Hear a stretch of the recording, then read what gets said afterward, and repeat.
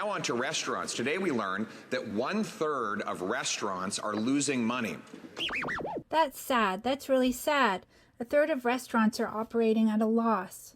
That leaves them three choices: shut down, cut wages, or raise prices on Canadians.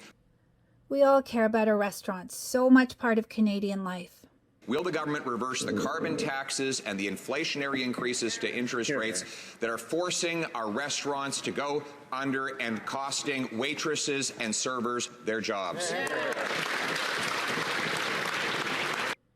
Look at Scott Davidson, MP Scott Davidson. He actually owned a coffee shop and bar. You can see his face is empathetic here. All the MPs look like they're tracking closely with this debate. Okay, let's see what the Minister of Small Business will say in reply. L'honorable ministre. Mr. Speaker, as a former small business owner myself, I know that small businesses are the backbone of these communities. And as a small business owner, I'm glad the Conservatives are not in charge. Small businesses wouldn't be saving $1 billion in credit card transaction fees. Credit card transaction fees? No. How about the right business environment? Women entrepreneurs would not have $7 billion of investment through our women entrepreneurship strategy, nor the $10 a day childcare that has put more women into the workforce. Conservatives have been voting against these efforts to support small businesses, including women entrepreneurs, and they are not worth the risk. Bravo. It's not a question of whether or not the women who want to do their businesses are worth the risk. It's not like that. No matter what, businesses have to stand on their own with merit, adequate margins, robust market, operational know-how. About the daycare, a lot of restaurant owners often have their kids around them on the job. It's often a family affair. Her points only have some relevance. And really, isn't it that these businesses just want the right business environment? It used to be that only 7% of restaurants were at a loss. Now it's 33%. Another 17% are only breaking even. Just because the government is injecting money into small businesses doesn't mean it's a good thing. A lot of this taxpayer-funded money being offered up is sort of tangential. It's not exactly related to helping restaurants, or it will only benefit some groups of people. It might not even benefit anybody at all. What if the program is not a good program? This is also sad because the restaurant business is notoriously difficult to begin with. High overhead for fixtures, equipment, rental rates for premium locations, space, insurance, predatory franchisors, transitory precarious labor forces, the rising cost of food. Do you think that the reason nobody is happy with Minister Valdez's idea is that they intuitively know that what she is saying is some kind of problem, a third-party payer problem? When you have someone like a government entity investing other people's money in other people's businesses, the outcome of which will not adversely affect the government entity, you might get the worst possible result. The private sector, by contrast, is genius at figuring out and determining whether something is an attractive investment. Now the Bloc is joining in. The Honourable Member for La Prairie.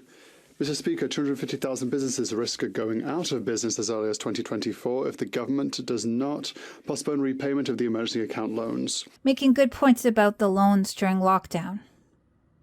Imagine the impact if we were to lose 250,000 businesses at the same time. So it's not surprising that on Friday all the premiers of Quebec and other provinces wrote to this government.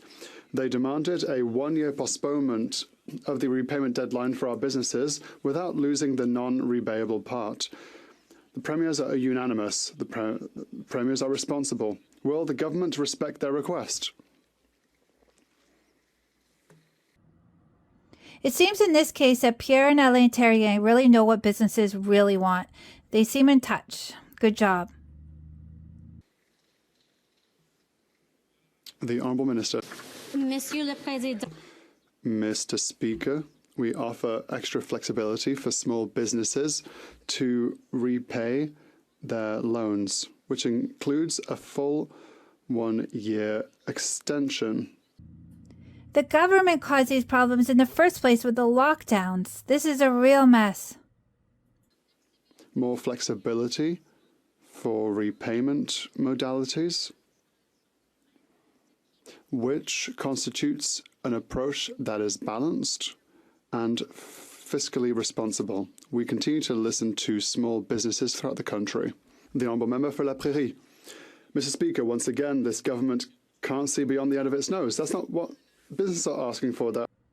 Wow, Alain nails it here. It's not what businesses are asking for. Asking for a one-year extension for their loans. Does the government really think that these businesses will pay their loans back any faster? If these businesses close, how many workers will end up on EI? Has the government calculated that? Mr. Speaker, the premiers of Quebec and the provinces are unanimous. They have all understood that we have no choice. When will this government finally understand that this is completely illogical? The Honourable Minister. Thank you. I'd like to thank my colleague for his question, and as he knows full well, most businesses have said if our government hadn't been there during the pandemic, many businesses would have had to close their doors. No, it's a reverse. We had a solution, a flexible solution that meets our fiscal framework and will continue to be here for businesses on many affairs.